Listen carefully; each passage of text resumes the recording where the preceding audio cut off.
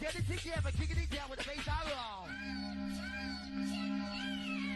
Good afternoon, History of Hardcore podcast. Welcome to edition 8. Today we are absolutely humbled to have the main man, the mixing legend, one of our pioneers and founders, the man like DJ Ratty. Thank you so much. Well, I won't go that far. Bit of an introduction. But yeah, I'm really happy to be here. Thank you so much for having this time with me. Always nice to see you. There's a reason why I don't do these. I know. You know, it's probably the first one I've done in. I haven't ever done a camera one before. So 30 years. This is your first 30 years. visual. There's a reason why I don't do them. But yeah. You don't like cameras, do you? No, I don't like cameras. People say to me, you talk too much, but I think that's a myth. But if you put a camera on me, then I shut up. So that's why I don't do Let's this. forget the cameras are there. Yeah. We just talk like as we are, old mates, and we'll just air it out in style. I'm okay. Style and pattern as we do. Yeah, so. Okay, let's start out. Let's keep this as simple as we can. I'd say that we'll make it simple, crisp and clean for people. First one, just tell us a little bit about your upbringing, where, family, and also how your childhood and your upbringing was. I know you got a long story, so I'm going to shut up and let you do the talking. Which is unusual for me. Okay, well, I was born and raised in Leamington Spa. I'm from a family of 10. Yep. I grew up, at bottom of town, South Leamington. Bronx side. Well, they say it is, but I think I've seen worse places. And it was tough, My mum raised us on our own. We had 3 rooms, 3-bedroom council house, 3 bunk beds with my 5 brothers. It was me, including 6, 4 girls, 2 bunk beds. Mum had her own room. I think at one stage, my sister had a kid as well. So at one stage, there was 12 of us in there. That's a lot of people. But you know what? It was tough, and she did everything to make our lives happy. And we, I wouldn't change my upbringing. It was tough. Everything was hand-me-downs. We all swapped each other's clothes. We went for the years. Played ayaki in the street. British Bulldog, Wembley football, fishing up the cut. People that don't know. The snowflake generation. Yeah, and people don't know the word of the cut. We used to fish up the canals. We used to cut the cut. So As well. So it was all good, but it was very, very, very tough. But she made sure food was on the table, and we went to school every day. And we didn't have to blend in because I wouldn't say it, but it was quite a popular family in our street because we knew everybody. Because throughout the years, everybody got to know each other in our state. So that's how I grew up. Small circles, as they say, Yeah, it was great. I would never change anything. I mean, we'd just play till the sun went down. Do you know what I mean? As long as it was in before 8 o'clock. Curfew time. You know what I mean? Sometimes it'd be a little bit late, but yeah, it was harsh. Okay. But beautiful, and I wouldn't change it for anything. No. I actually swapped stories with people, tell them about that. Then I'd love to have about that life, even though it was quite harsh. People that are like, it's a truthful life, it's real. People that are like just, the only child, they're like, I've never had that experience. So yeah, I wouldn't change anything. It's all okay. Yeah. As I say, wealth isn't all just about money. It's about what you've got around you. And to me, it sounds like you had a. Yeah, there's never a man in the house. Do you know what I mean? There's never a man in the house. Yeah. So she did it on her phone back. Yeah. So that's where I've come from. That's where I've come from. Yeah. And schooling, how were you at school? Were you academic or? No. What interest? Have you heard something? Music? No, I've not heard. No. I struggled at school.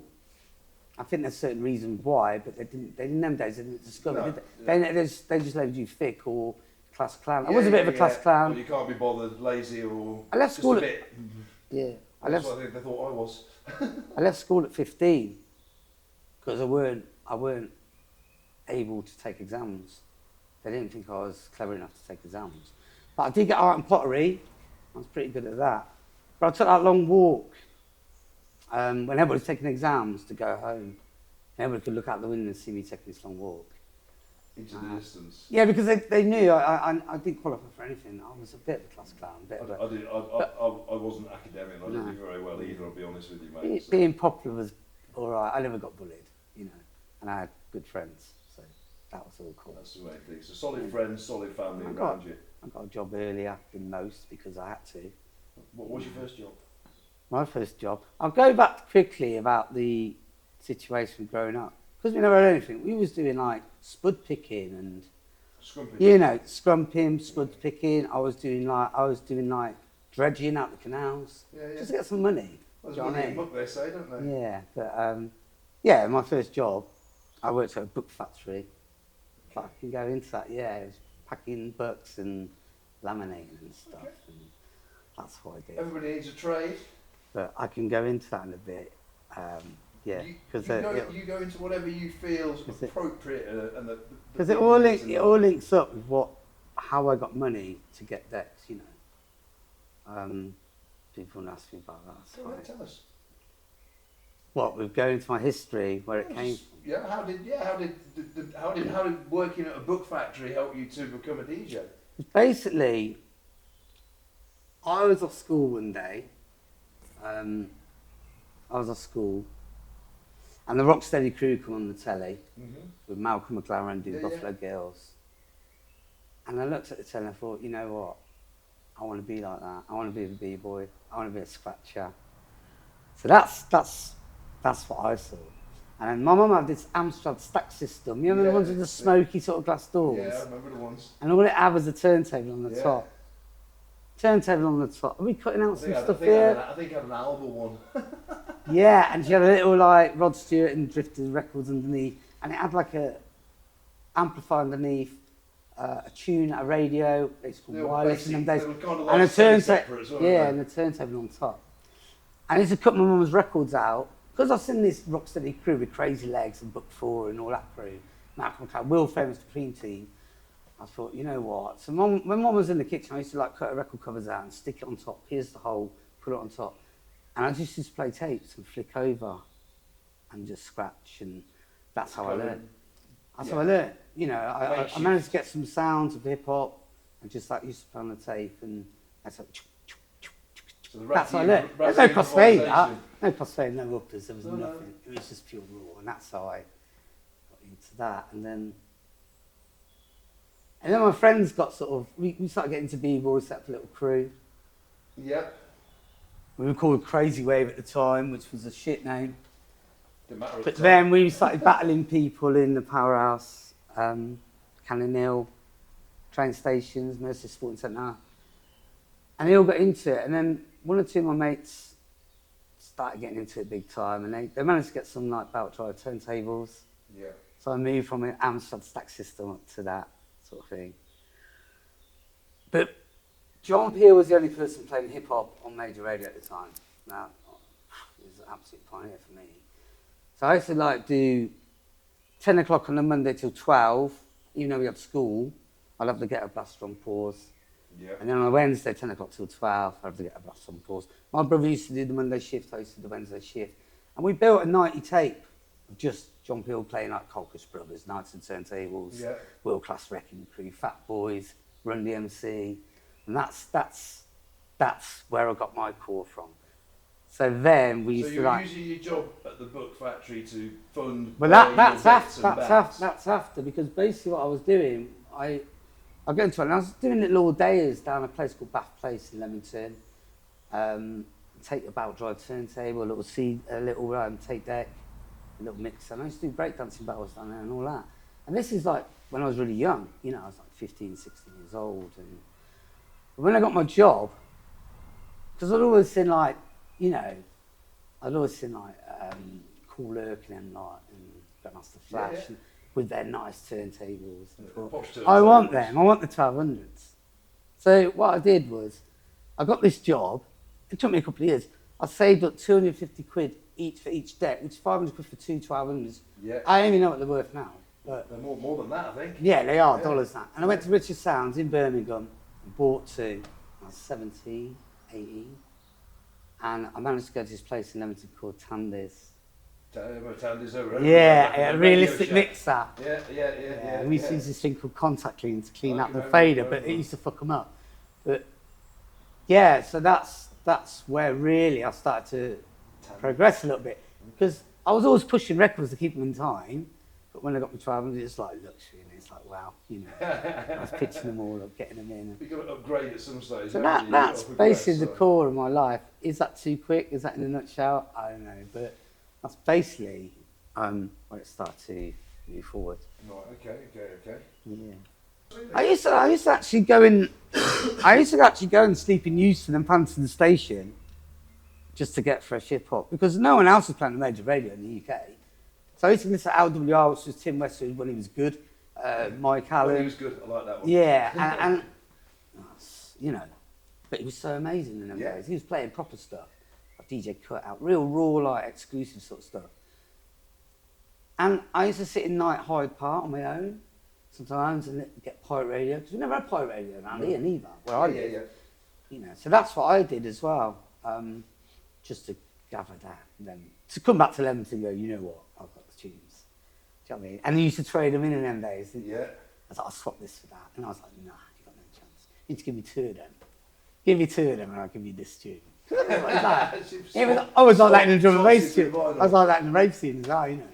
I know when people want to you got that tune, I want it, I'll give you this for it. Yeah, it's always a bit dealing. I ain't no Dalboy or anything. Yeah. I was pretty good at that. So, yeah. What's your next one? Just fire. Next one? Yeah, I'll fire away, mate. All right, so moving on from obviously your introduction into hip hop, you know, your admiration for the likes of Kool Herc, Malcolm McLaren, etc. Where did the evolution into dance music and rave, when did that happen? Where did it happen? What was your first experience? My first experience was I got a bit angry because I went to, we was all going to watch Stetsasonic, EPMD, Daddy Kane, Public and all. But I remember like LL Cool J when he was in his prime. One of my heroes, man. I watched him live in Hammersmith Odeon and Pull Out the Ghetto Blast. So that was just unbelievable. I mean, that was a Def Jam tour. But I remember going to this party and I had LL's new album, like Walking Like a Panther. Yeah, I remember that one. That was the Panther on the cover. Yeah, with LL, with the gold chain on it. And I remember like, I got to this house party and everybody loved my music. I was going, like I said, I was going back and forth to London, getting all these hip hop tunes. And then one day they just took it out. They took it out the tape case. They take out the tape player. And I got a bit pissed off, and I was just like, why are you taking this out? There's like 20 people there, why? You're not into what? No, you need to get into this rap. And they put like some acid out or something, probably 808 State or whatever, I don't know who they were playing. I don't think a lot of people knew what they were playing at the time. I didn't know what, my mates have all turned on me now, and they're all like, oh right, you need to hear this, you need to get into this. And they started playing all that. And I got a little bit pissed off. I didn't know. I was like, where's my tunes on? Where's my hip hop? What, yeah. why am I not like taking over that stereo? Why am I not? So that's what happened. But then they said, you need to come with us. Now, we went to a couple of free parties and stuff. And I was like, okay, this is quite cool, you know. Then we started going to like... Did you have to style, in fact, I actually do quite like this after going, like, I don't want that. No, but they were all just like, they were all my closest friends. I was thinking... You got to go with the crowd. I had to, or else I'd be on my own, wouldn't I? So I was hanging out with them all, and then we started going like free parties.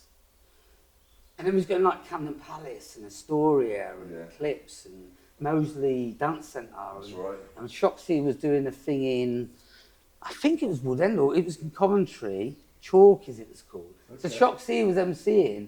Yeah, well, Shock was a host.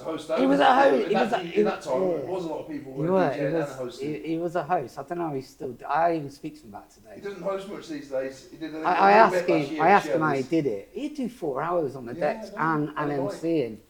And we used to go down on a Sunday in Coventry. I'm not sure where it was. I swear it was Woodend, but I might be wrong. It's a long time ago. You know, I mean, the details ain't going to be all. So when it started getting more breakbeaty, like Rebel MC and Shut Up and Dance and them sort of tunes, Black's Posse. Yeah, Black's Posse. And I was just like, this music's just going through the roof. I mean, because that was my thing. If I could do a break on top. So did you start at that time mixing? Yeah, I mean, I got my techniques, and I didn't switch totally. I was always playing hip hop. I still listen to hip hop now. I still like a bit of hip hop myself. Yeah, it's got to be good proper hip hop. Yeah, it's proper. Not that shit. Some of it's just awful now. But you know, there is some shit out there. But I got more into it. I started feeling it more. I started playing out. So I started doing these little things in Leamington, and that's where I met Danny. Was that a weekend or a weekday? Yeah, just that local bath place, like community centre, and I'd be Yeah. playing in the bedroom every night. You know, my mum would sit in the stick for like 6-7 hours, getting pissed People at off. home, remember, Ratty was once a bedroom DJ. I was always a bedroom Yeah, DJ. there's hope. She used to go fucking mental, turn that fucking shit down, David, you know. And my friends would rock up and go, your mum said she can't hear it, just turn it up, you know. And then she'd turn the power off. So, it was hilarious. Very funny that. She'd turn it off. Like the sound engineer at the end of the night, bang on 2 o'clock or 6 o'clock. We had a raid in the bedroom when she went away to Ireland. We all went through the roof, through the ceiling, went to the front room. Fell through it? Yeah, all of us, yeah. She was happy? No, she was in Ireland, and by the time she got back, we got it plastered in the skin. You're joking.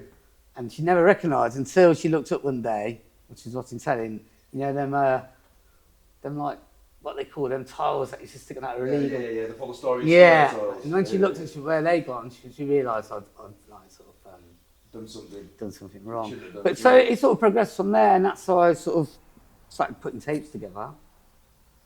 We used to go to this pub in Leamington quite a lot. And you were friends with Danny already at this No, stage? I didn't know Danny. By the way, this is Danny Mayer, Fibre Optic, we're talking about Atomic Jam. I never knew Danny.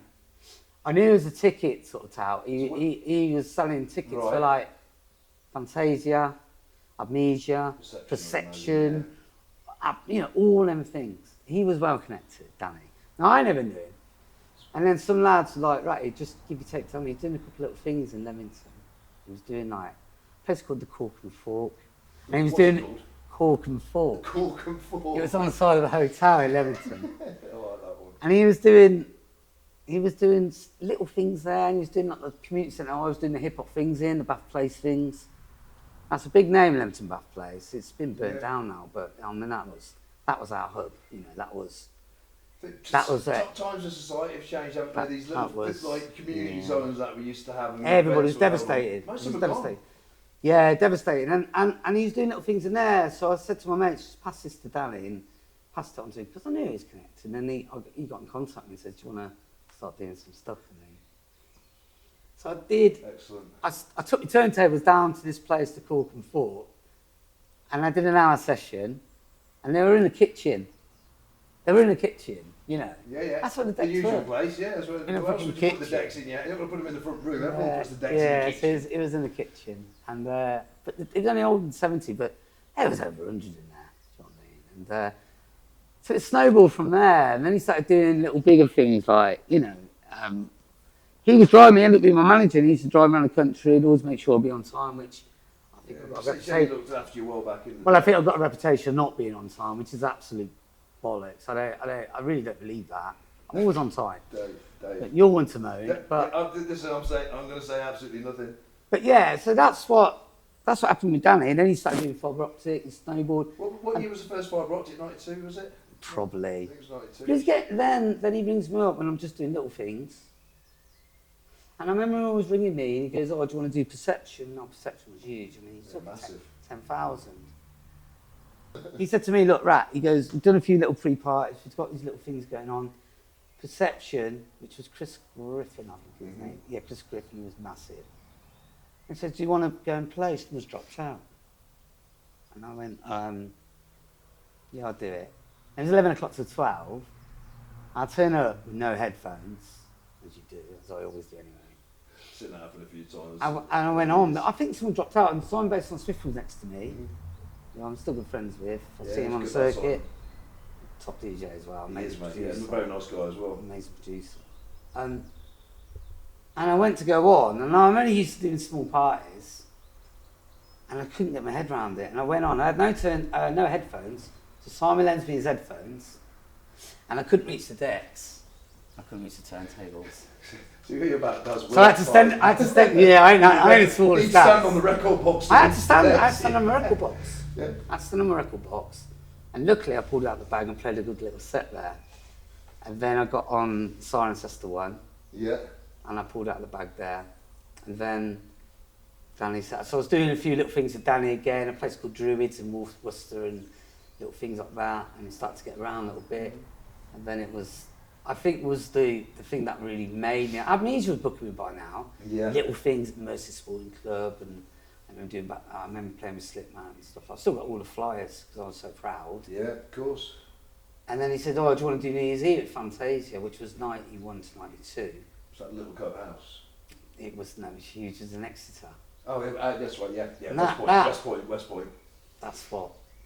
That's a big arena, that, isn't it? Well, I went on at 3:45 to 4:30.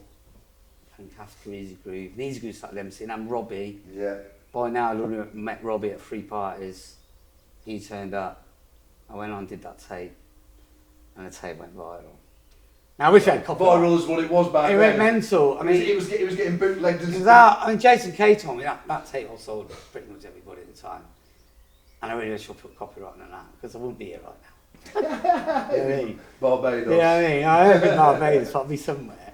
But that's what happened. And then from 92 onwards, they were coming in.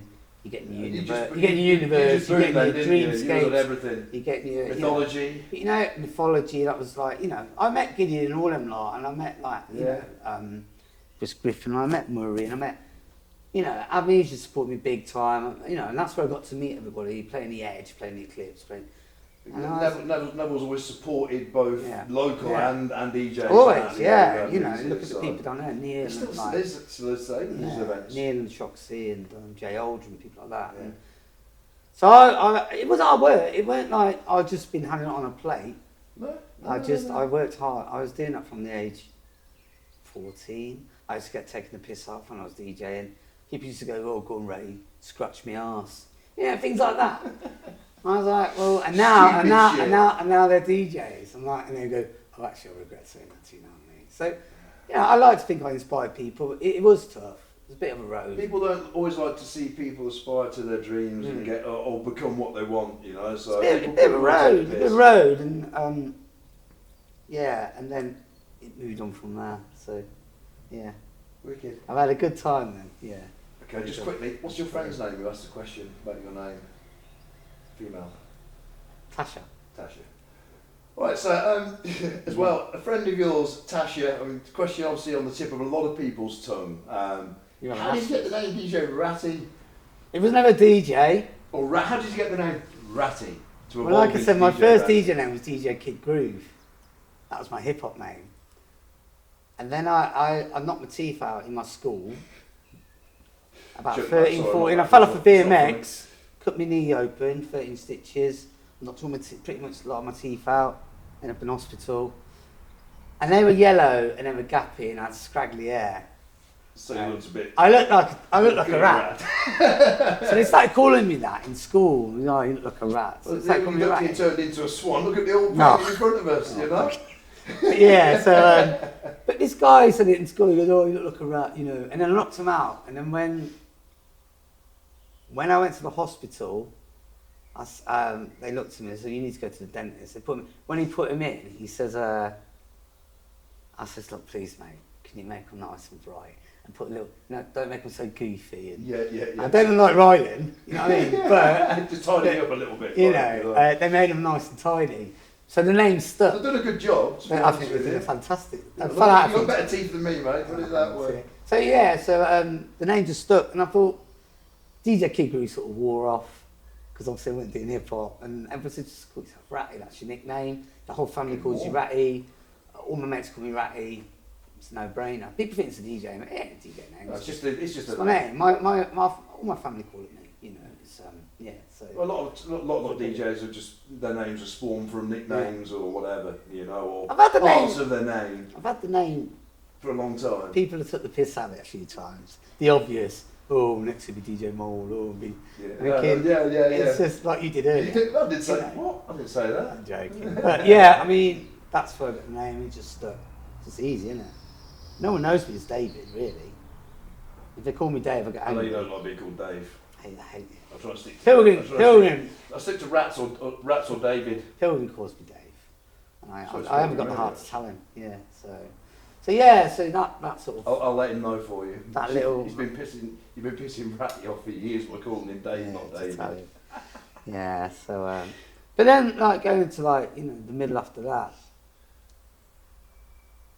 I was always playing drum and bass, but I found it difficult Yeah. because there was people out there playing, which I didn't like too much, but I weren't playing that sort of style. And I think you from were that kind fourth floor, your style was always very hectic, wasn't it? As well, very fast, quick mixes, which made you quite very recognisable by just listening to one of your sets. You knew it was you. That's the way I am in my life, you see. So that's why I do it. All over the place. Yeah, because I can't stand still. I'm quite twitchy and just panic. I can't relax.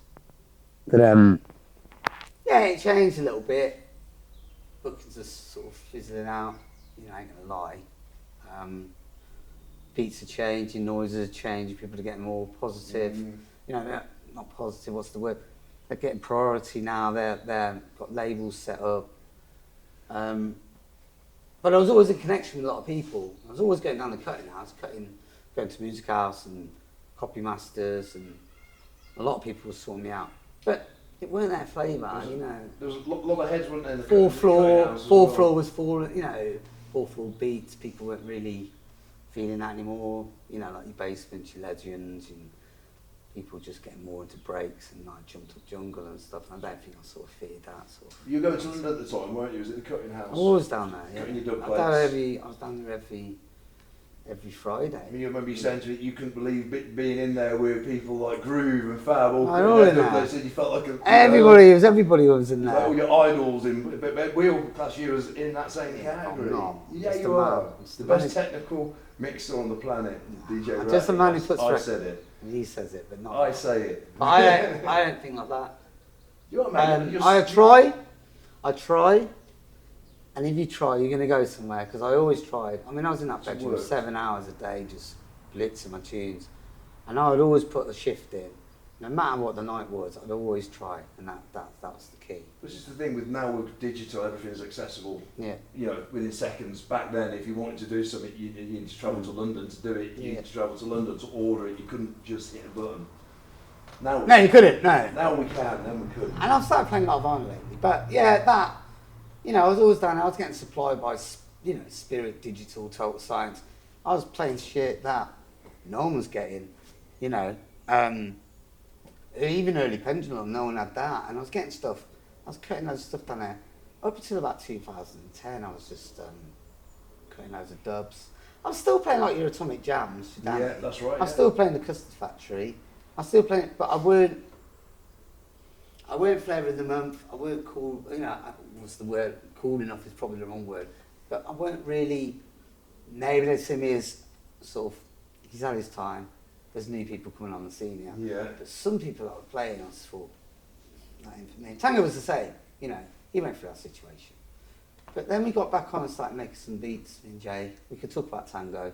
Yeah, we'll talk about that. But yeah, so, you know, it's been a bit of a roller coaster, I ain't gonna lie. I didn't say I smashed it, but I like to think I did my bit.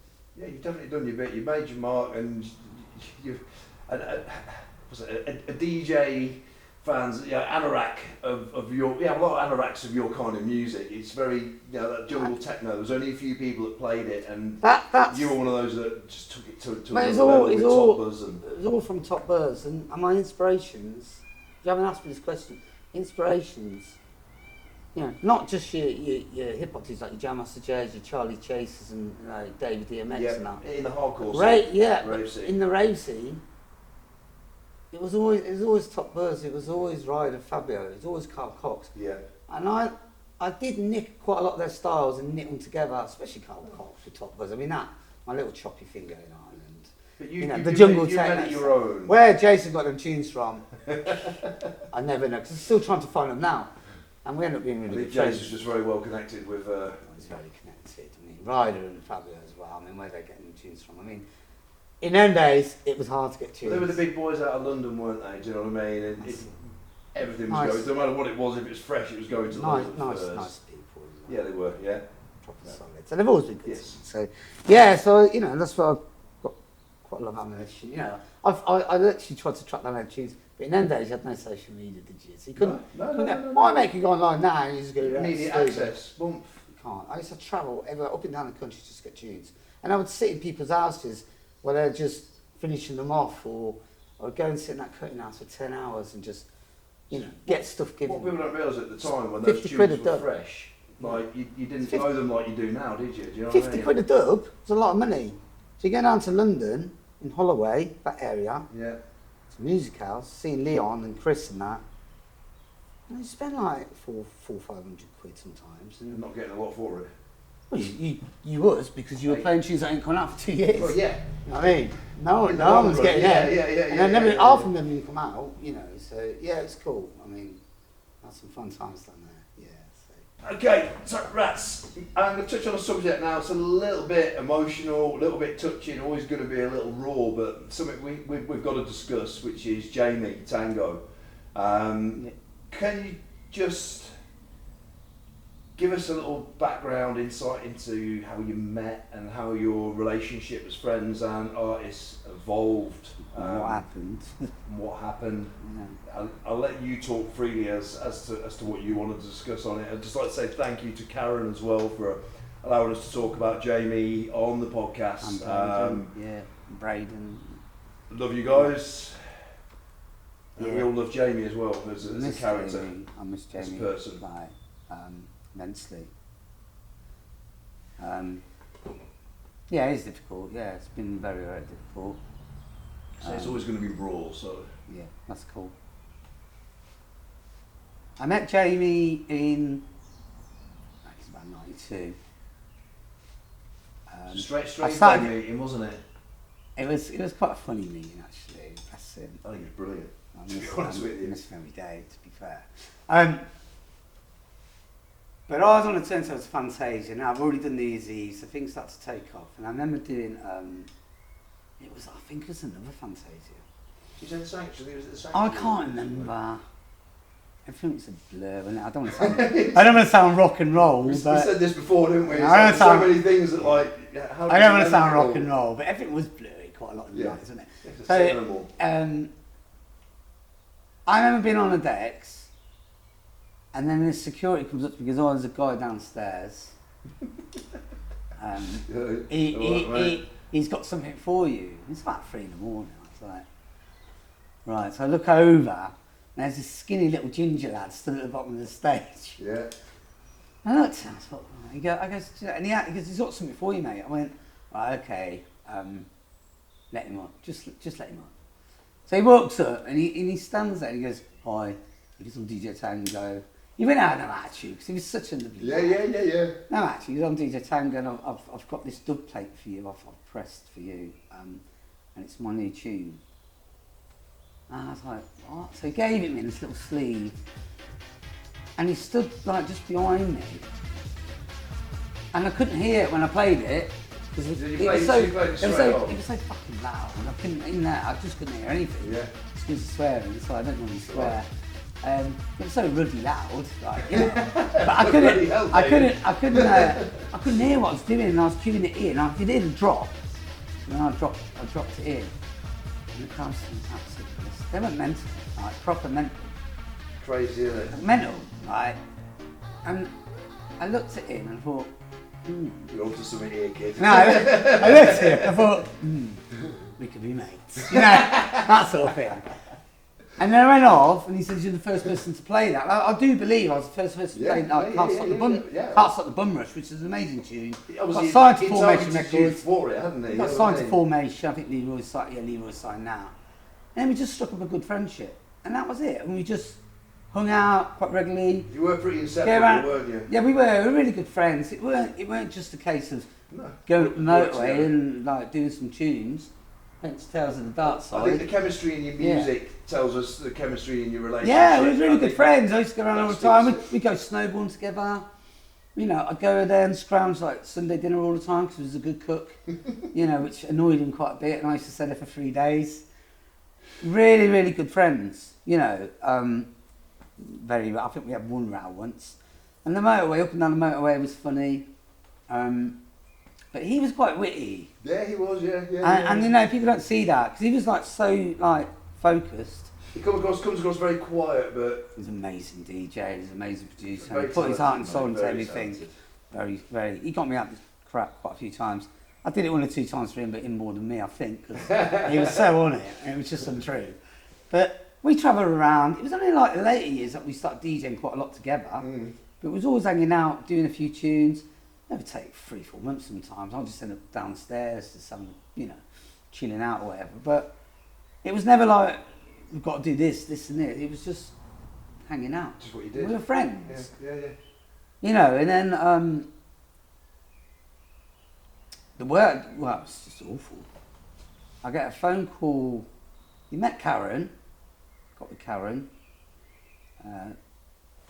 They weren't married by this point. I got to introduce them. We was hanging out. I was always going over there then because Karen would cook as well. And I was hanging out with Karen. You know, you have a glass of wine with her. Freebies, don't you? I was hilarious. I was a proper scrounger. I'm from the, from bottom of town. Don't leave your pizza around. I'm a rat, and what do you expect? I'm a rat. So what do you expect? I'm just gonna like take anything. So basically, I was in bed. I got to know Karen really well. Hang out there. I was in bed. It was up here actually, and my phone went at 6. I missed the call because I don't have my phone on at night. I don't have my phone at night because you get loads of knobheads, just idiots, texting. So I think I can't be asked for that. And then I rolled over at 7, and I looked, and I seen this missed call. So I called Karen, and she said, "Tango's dead." I just couldn't get my head around it. I mean, I just couldn't function. Those calls. And she literally had a minute to talk to me because she was in Scotland where he died. Because he'd run me up a few days before saying he didn't feel well.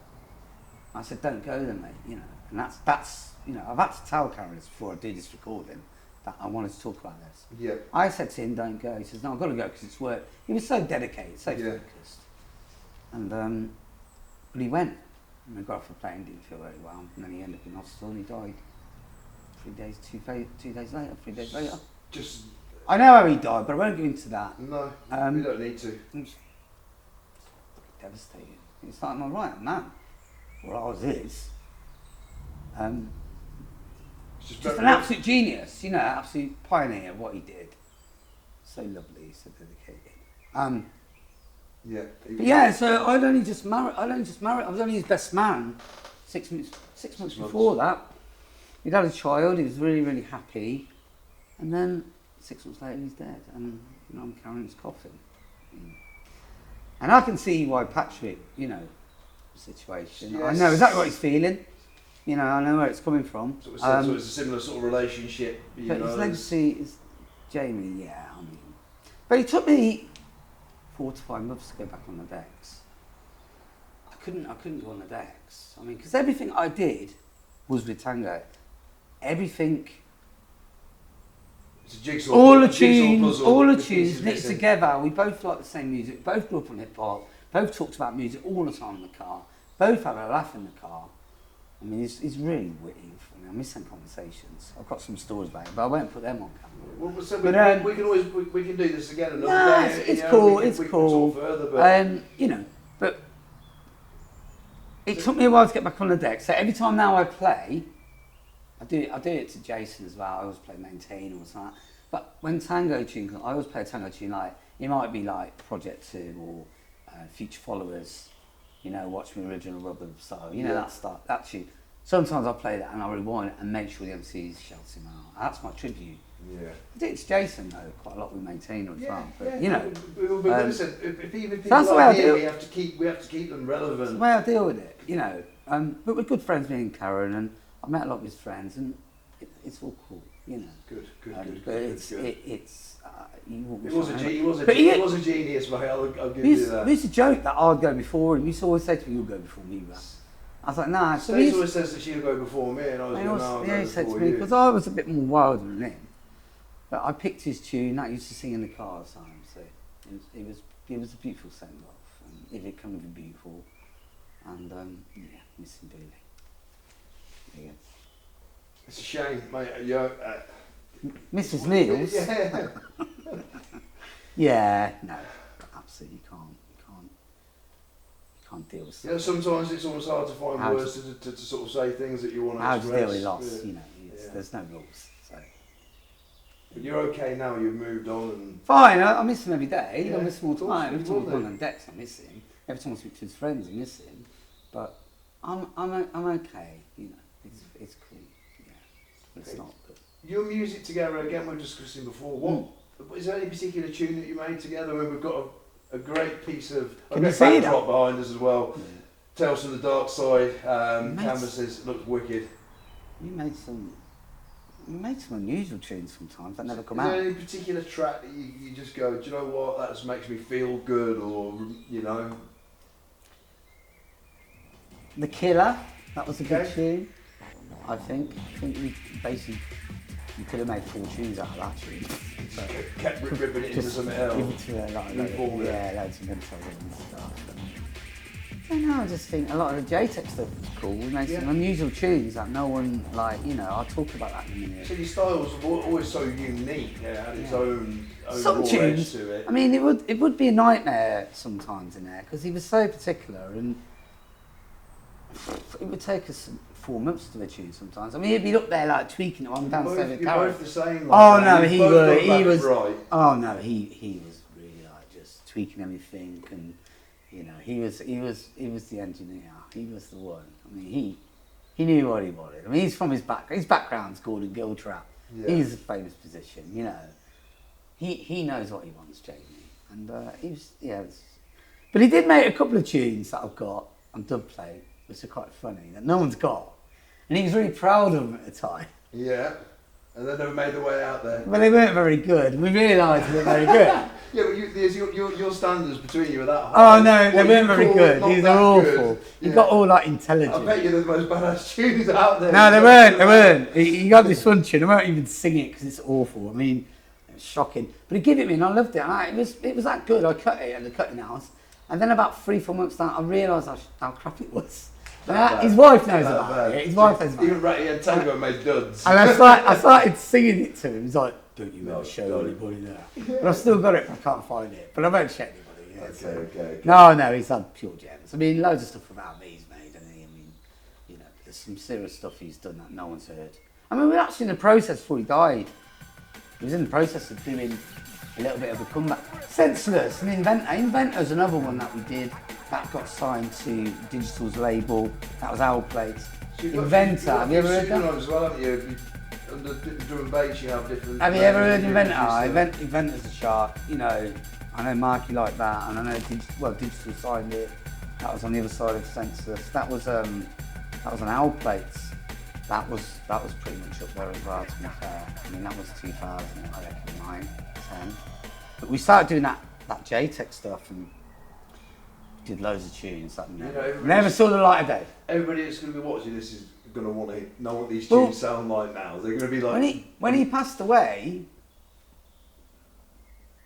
6 months prior to that, we were working on a new EP, and it was sounding nice.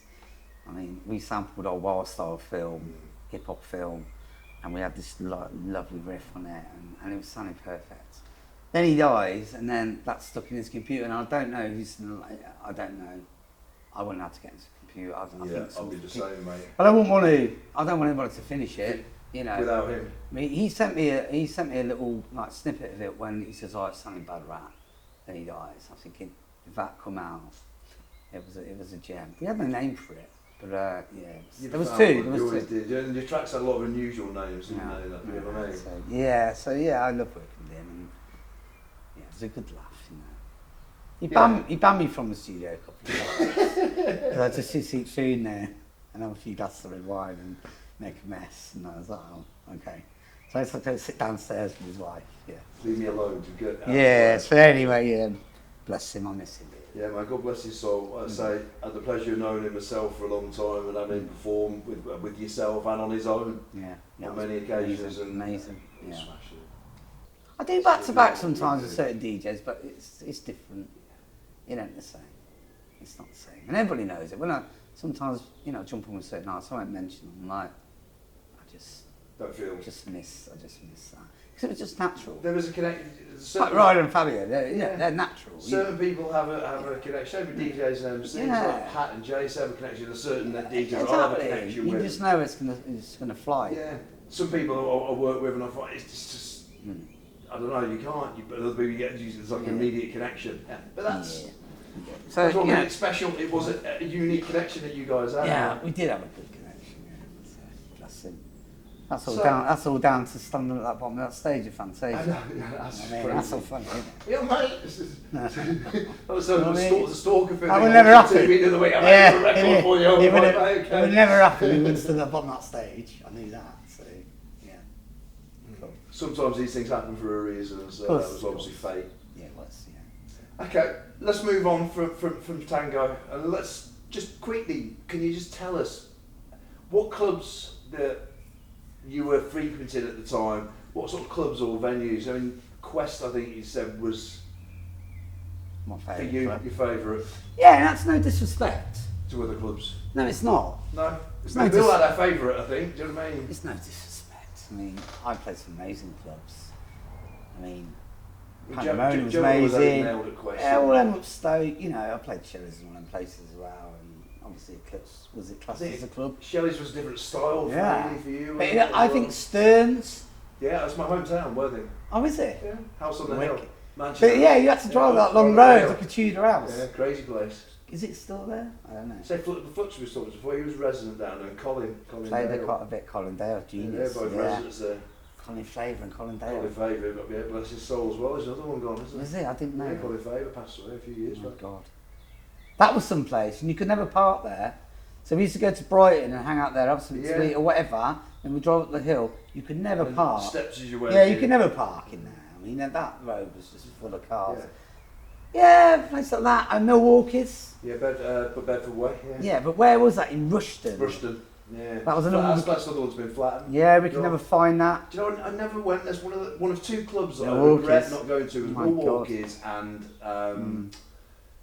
Howden. Was Destruction. Yeah. The two that I was gutted that I never got to. You missed on that one, I mean, but yeah, you know, they're no particular order.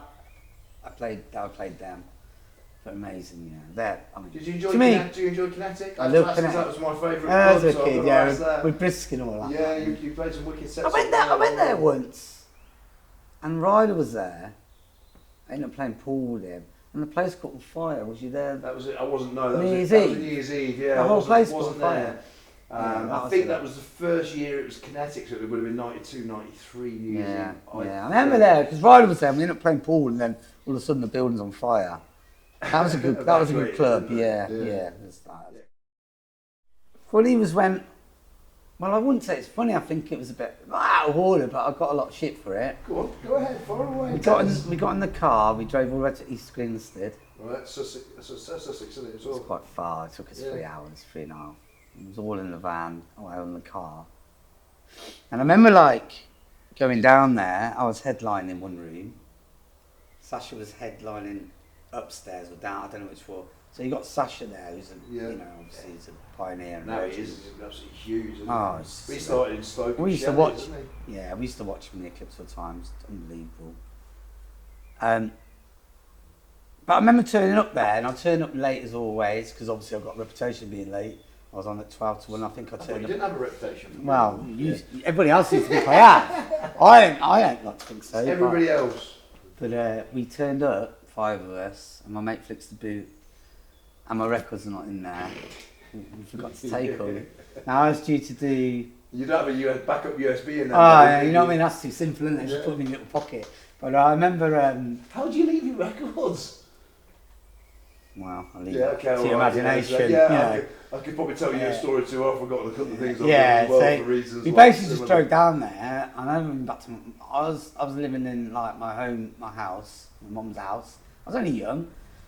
That sounds really bad, doesn't it? My mum's 22, 23. But anyway, I've been kicked out. Living with the parents. I've been kicked out a few times. So I was there at the moment. That was my base. All my records are there. And to get them, and we just drove straight from Leamington to wherever it is, like East Grinstead.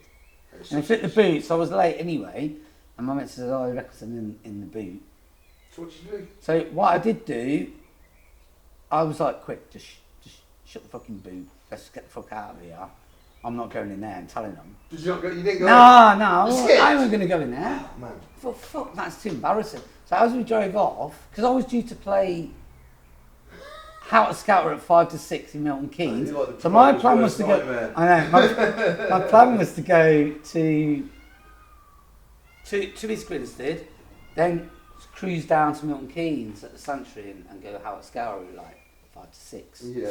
So I never had the balls to go in that club. I thought, there's no way, let's just get the fuck out. So we went to drive, and this guy comes out, he goes, what are you doing, mate? You're playing on, mate? I went, no. He goes, what's the problem? I told him. He goes, I've got a bag of records. You can borrow them if you want. I thought, bless him, that's really nice. I says, I looked at him and went, but they're not tangos. They're not tangos tunes. I would only borrow tangos tunes. I wouldn't borrow anybody else. So we scarped out of there. But just coincidentally, funny, tango, orange, it just seems to have blended in with... Could be tango, totally, yeah. But we literally drove back to Leamington, and then we drove to Milton Keynes, got there just dead on time for 5 o'clock, and I played. And then I was in a magazine, a couple of magazines actually, quite big magazines for it at the time, slagging me off, saying I never turned up and I didn't turn up. But I did turn up. Name the magazines? I don't know the magazines, but they were quite big magazines at the time. I was like, you out at the time, wasn't there? Yeah, and I don't know what they were, but I never, even then, they were slagging me off. I was like, I did turn up, but I never went in there to tell you, I ain't got my records. Yeah. Would you? I don't know. I'm not a DJ, I don't know. That word. I've never had that responsibility. Was it funny? I don't think it was funny. It was a bit embarrassing. Yeah, I think it's funny now, to look back at it. And then I was on stage at Mythology. This isn't the one that sticks out. Was that Reading? I don't know, where was Mythology? Because that was Mercy, Gideon when he broke away from Fantasia, wasn't Yeah. it? Chris Griffin or something. Chris Griffin, I think.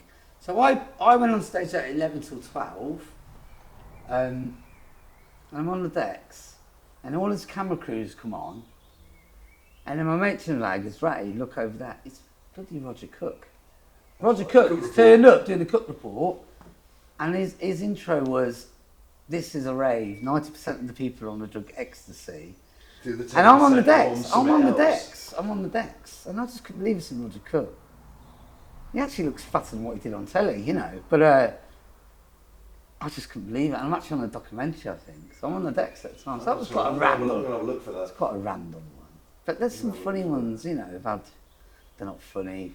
Like I've been at traffic lights and someone's pulled a gun on us, and just things like, they're not funny, but they're just crazy random things that have happened. Drove down to Bournemouth, and someone threw some sandbags off a bridge on our car, and we bumped off. We nearly hit the centre reservation, and then all we could do was 30 miles per hour all the way home. It took us about 8 hours to get home from Great Yarmouth and Bournemouth, and that could have worked out a lot. They're not funny stories, but it's just random things that happen. But the Roger Cook one, funny stories. Here's some stories, but they're not funny. That's one, David. That's a bit morbid, So. Yeah, but I think the Roger Cook one, the East Grinstead one is. Yeah, I can imagine that probably just spin you out a little bit at the time. I don't sound like I said rock and roll. I mean, some things that happen, you just don't remember, do you? No. But anyway, so there you go. That'll do you. Good. I come out of Manchester in Oxford Street by Moss Side, and I was playing headlining, and Danny was my manager at the time, and I came out. I've been paid like a few £100, it was quite a lot of money in them days, like 93. And I stood there at the wall waiting for Danny. He ended up gassing to the promoter. Yeah. I stood out and I seen this fucking dude come walking on the road. He had an argument with security. He went to his car.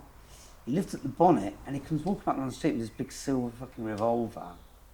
He looks at me, stood next to me, and he goes, bit rough around here, isn't it, mate? And I was like, yeah. He goes, I'm not after you. He goes, you're a DJ, I've just been in there and watched you. He goes, not too much of them fuckers. And I was there going, Danny, we're on the mobile phone. Danny, just get the fuck out. And he walked up and he banged the door, and I don't know what happened after that. I mean, he was proper just going to do you get it quite a lot, but he was a nice guy to me. The rave scene, it's always had a little dark, an edgy, dark underside to it, but again, that's not for here and now. Yeah.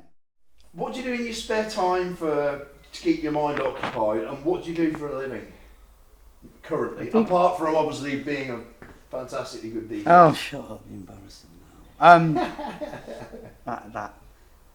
I don't know. I'm just a man who puts that's where I see it. I do gardening for a living. Okay. Like landscape gardening? No, not landscape. No? I just do a lot of just general? Yeah, just general gardening. And I do a lot of fishing. Yeah, so we've talked about fishing before. We're going to have to do a bit of fishing one day. I'm big into fishing. As soon as it gets a little bit warmer. Yeah, I just general stuff like that. And just Fishing's nice though, isn't it? It's you know, you can take you away from everything. So if you switch your phone off for a few hours. Well, I don't have my phone on that much, to be honest, because they do me in. You know, I'm not really into my phone. People always moan at me. That's good because it means you can't ring me and murder me all the time. Well, if I need to, I'll ring you, you know. Yeah, just I do garden. I'll go and see my family, hang out with them, go for walks and stuff. And what sort of music do you listen to at the moment if you're just out and about in the car? Do you still listen to main? You know what? I don't listen to rave music in the car. I don't listen to it at home really, unless I've got my friends, because I've got myself there at the moment. Mm-hmm. I listen to everything. I mean, in the car, it's going to sound really random. Go on. I listen to 80s radio, I listen to Absolute Radio, I listen to like the 80s, yeah, I listen to 6, you know, Radio 6, because they play some unbelievable, like, new, you know, undiscovered bands and stuff. But, you know, like the Stones, White Stripes, Jack White, The Idols, Radiohead, Bob Dylan, Johnny Cash. So you know, you're quite eclectic with your music. Yeah, a lot of ska, a lot of dub. I don't just listen to rave. You know, some people at home probably think, all you do is listen to rave. I know my bands. I go to a lot of festivals. I listen to other stuff. I go to a lot of concerts, I go to a lot of festivals, and, you know, that's what I listen to.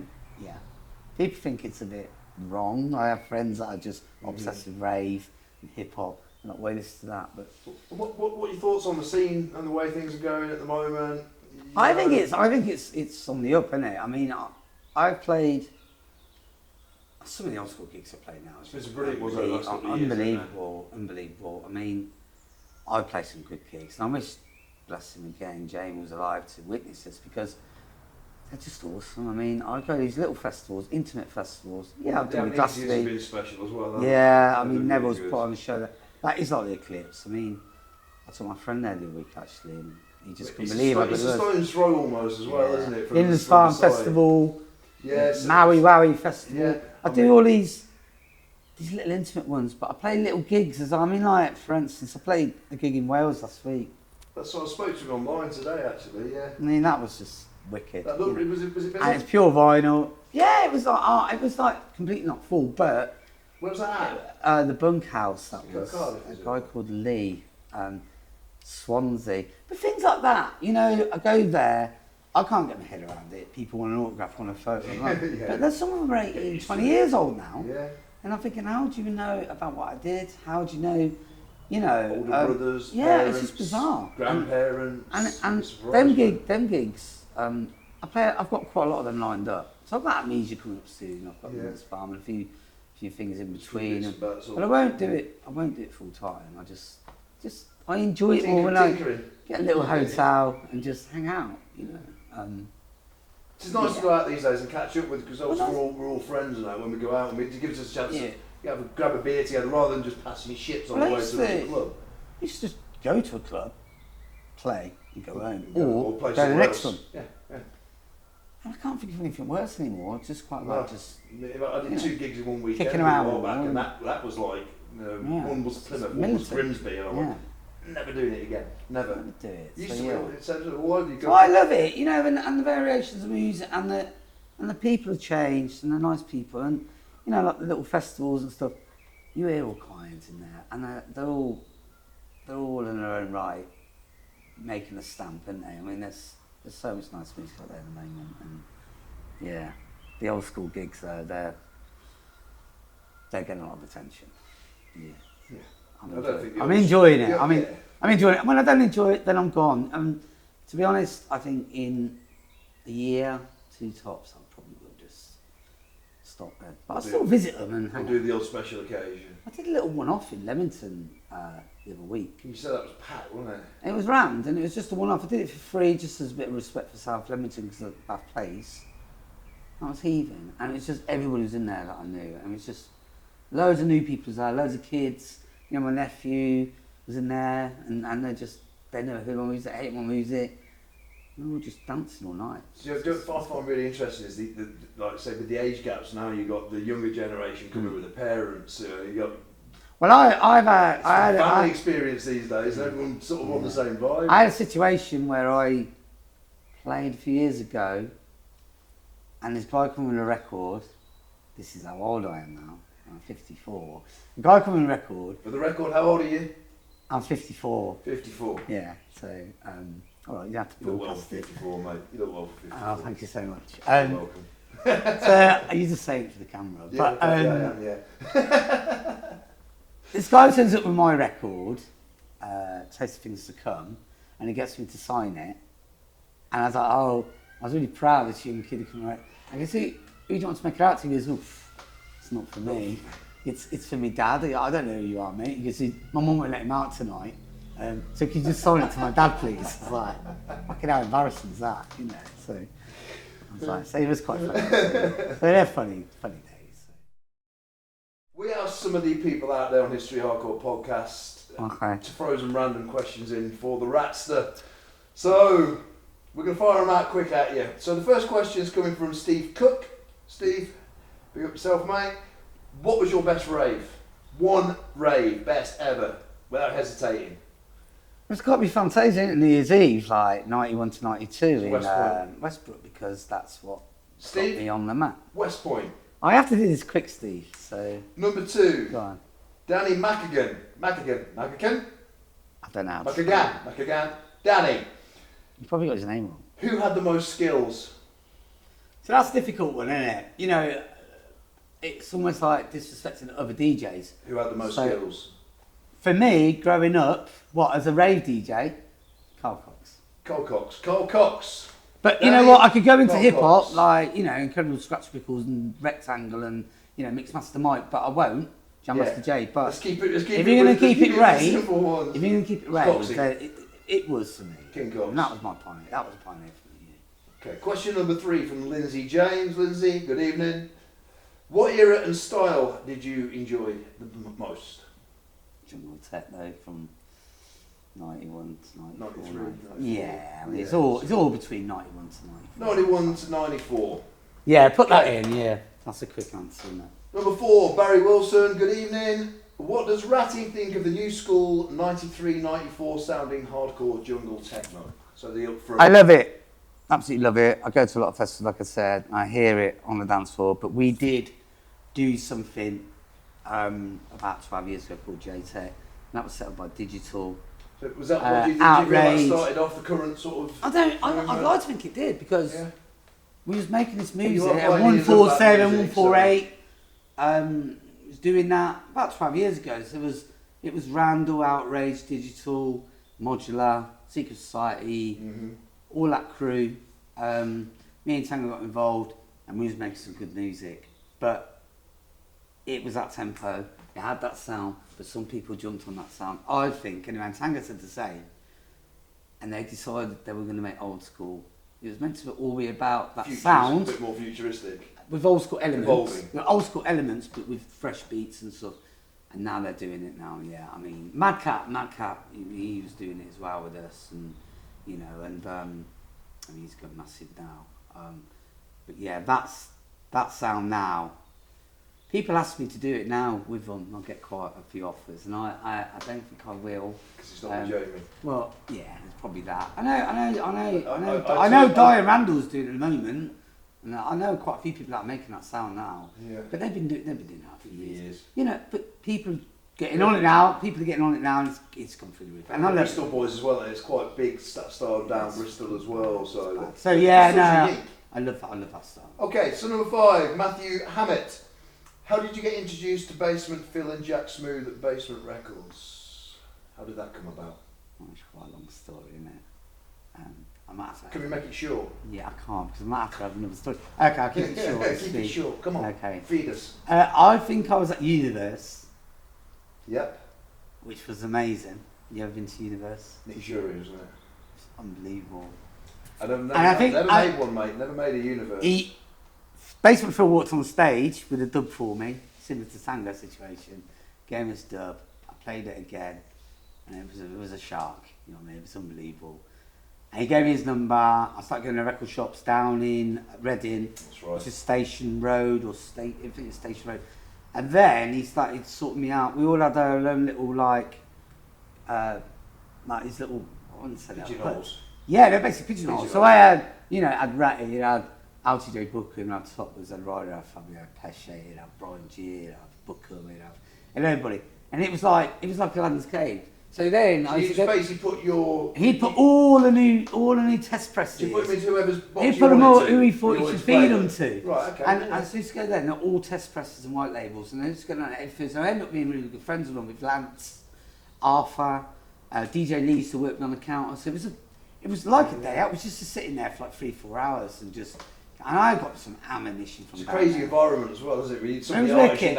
You won't get all of them coming at the same time, but you would. But they were there to. And they'd go in there and they'd take the tunes and just go and play them at the weekend. So how cool did that feel like, just going in and it was very special. Such and such is on. Bookham's dropped a track in for you. They were all there, all lists of all these DJs with all their little huts and. It's like yeah, and they had the decks in there as well. Christmas. Oh, it was. I mean, that place was amazing. I mean, thank you, Phil and Lance, and for all that. I mean, that's why Basement's one of my labels. As soon as you mention Ratty and Tango, one of the first things that comes into your head is that Wavy Basement Records logo. We finally got on the label. We did a tune called Train Track on there. But I don't think it was our best tune. I think that was on the end of when Basement finished. Jason and Pat released Living in Darkness on Basement, wasn't it? Sure. And Maintain, I mean. But it was really cool to be a part. Yeah, I was very, very happy about it. See, as an MC, that's something another. That's my sound. That's another thing for me. It's like that's my sound, isn't it? Yeah. Everybody knows that's my sound. Totally. I batted Basement. Totally. And that's out of respect. Okay, so Matthew, there's your question answered, brother. Ian McHenry, how did you meet Robbie D? Robbie, what's up? Yo, bro. Robbie. He's a nutter, isn't he? Yeah. I met Robbie D at a free party in Oxford, I do believe, about 1990 in Oxford. Yeah, it was down in Oxford. And he was DJing. And he's a good DJ, right? He was DJing and he was playing, and I just admired. Still plays now. Yeah, he does. Yeah, he has his little. Thing, yeah, he sends me loads of stuff to that. But it was amazing. It was a free party. He was just there, and Robbie's being Robbie. He was playing. I don't know how he got to MC for me. Because I don't think I played that party. Was it not not at Mythology? I can remember there being an early tape that was going round. Everybody had it. It was you and Robbie at Mythology. I think he MC'd for me earlier than that at a place called Druids in Worcester. I think so. Maybe I'm wrong, but he was a free party head. He was into that Spiral Tribe, Easy Groove, Good Times, all that. Yeah. That's how I got to meet Robbie. Well. And then he started coming to Leamington and just hanging out. I remember he stayed at my mum's house with us and hanging out. Fibre optic as well, wasn't he? Yeah, he was always in the shop. She had the shop with Lisa. But that's how I got to meet Robbie, yeah. And then it just snowballed into that, which was quite crazy times, yeah. It's quite a funny catch. Remember you got hung by it was like harness? Yeah. I wasn't there, but yeah, I've got pictures of it and stuff. I wouldn't have done that. Over hanging like 20,000 people. I've got a few of them somewhere. Was that Matchums? Summertime. Matchums, yeah. Just hanging over everything. Yeah. I've got when I was running. He's a nice player, I was given a canvas, and it's got the picture of Robbie on the canvas along with a load of flyers. You're on it as well. It's in a magazine, I think. It's in a couple of magazines, so yeah. That's how I met Robbie at a free party. Surprise. Is that I'll do the 3-day bender on somebody's sofa. I mean, we're all doing that in them days with me, so, Number 7, Mark Sparky. He'd love to hear what it was like to play alongside the likes of Cole Cox, Groove Rider and Top Buzz at Milwaukee's Still Funhouse. Well, what do you think of that? I didn't go there, did I? So I can't, I really am gutted because I see even pictures of it when it was derelict. Milwaukee's. These are people that I admired, people I stood on the dance floor, people are watching the story, people are watching Eclipse. You consider them as your heroes as well, right? They're my idols, they're my heroes, and to be stood next to them and to go on after them was quite... So when your heroes have heroes, you would shit yourself going on after them because they're pioneers. But they were always really nice to me, and my name started shooting up a little bit around that time. Yeah. Carl Cox was so lovely to me, he gave me some words of advice. Ryder was always polite to me, Fabio, Top was... They're all nice. I remember some words Carl Cox said to me, but I won't talk about that. They're really, really lovely words. I'm just little me. Share them? Nah, I'm just little me. To go on after them was quite yeah. It was quite nerve-wracking. Tough to follow is what we'd always say, isn't it? Yeah. So I just went and did my thing, and it did work out. But that place was like a sweatbox. I mean, the ceiling was no higher than this, and it's just water just dripping on the decks all the time. But what a lineup down there in Rushden! I mean, you see them flyers. Yeah, week in, week out. Book them and all that. Yeah, it's crazy. I was looking once, Stevie Wonder put it up on Facebook, but you know, Fat Control, LTJ. I was honoured, and I was so like LSD. I was so lucky. You go on about technology and cameras everywhere and phones, which I'm glad they didn't have. Well, it's so great that it was. Well, I'm glad they weren't, because they could have caught quite a lot of us. They could have caught quite a lot of us looking at it. You're one of the most unphotographed DJs out there. You always need to hide away from the random pictures. But the thing is, I sort of think, wouldn't it have been great to get some of that footage? Because no one's got that. Yes and no.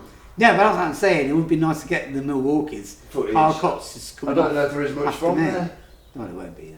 No, won't. It was proper like that was a good club. Yeah, love that. So no, it's a privilege, and it was very nerve-wracking. I will say that.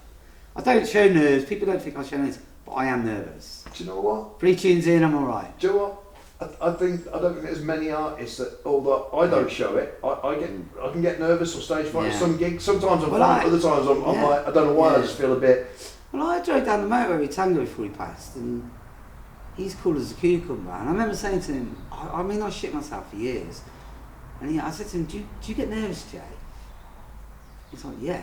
I was like, we never ever show it. But I do. I still do now. I get anxious and nervous. 3 tunes in. Once I get anxious, I do get a bit like... Yeah, you do. Hold on. 3 tunes in, I'm alright.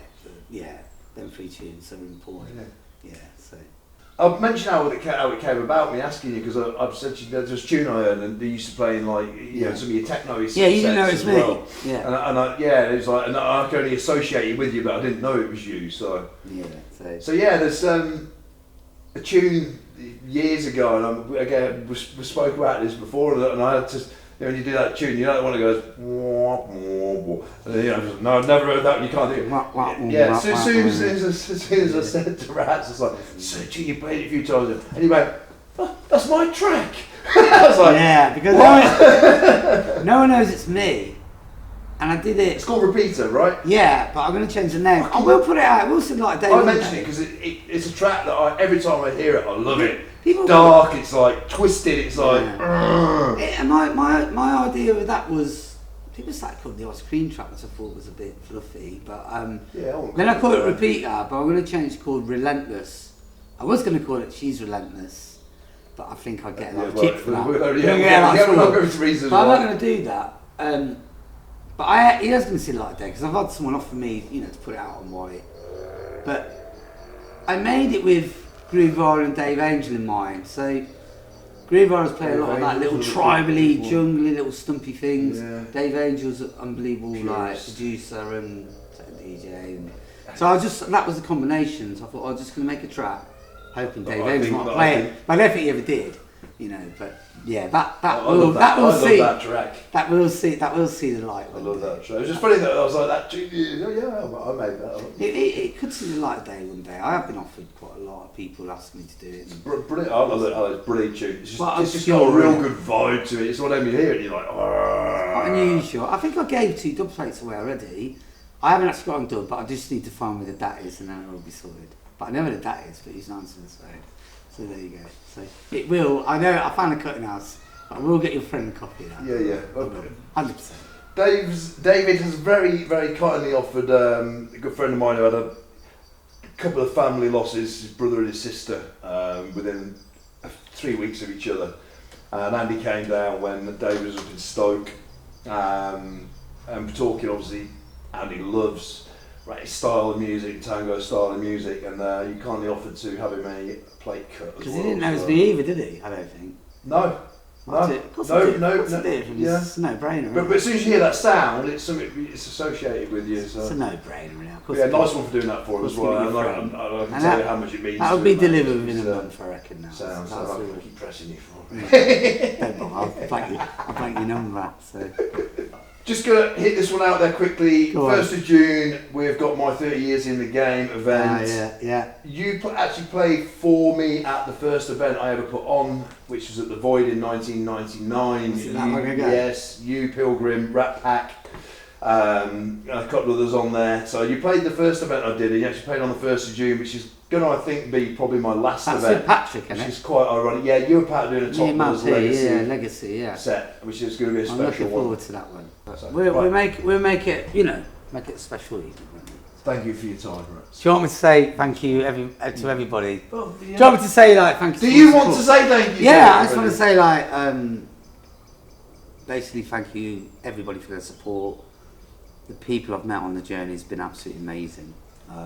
DJs, producers, venues, and you know I've met so many like special people, and I really, hand on heart, I much appreciate it. Thank you so much. Awesome. That's all. Thank you very much. History Hardcore Podcast. Ratty done.